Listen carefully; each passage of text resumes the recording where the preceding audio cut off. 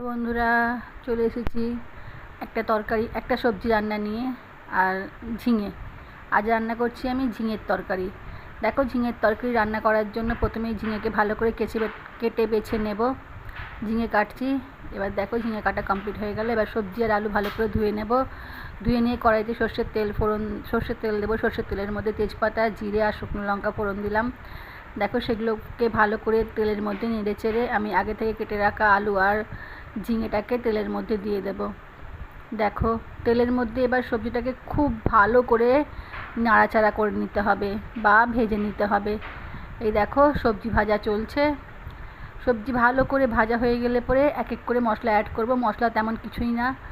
দেখো, প্রথমেই আমি দিলাম লঙ্কার গুঁড়ো, তারপরে দিলাম হলুদের গুঁড়ো আর দিলাম নুনটা আন্দাজ মতো যে যেমন খায়। এবার মশলার সাথে সবজিটাকে খুব ভালো করে ভেজে নিতে হবে বা কষে নিতে হবে। দেখো, সবজি কষা চলছে আর কিছু সামান্য জল দিয়ে আমি ঢাকা দিয়ে রাখবো।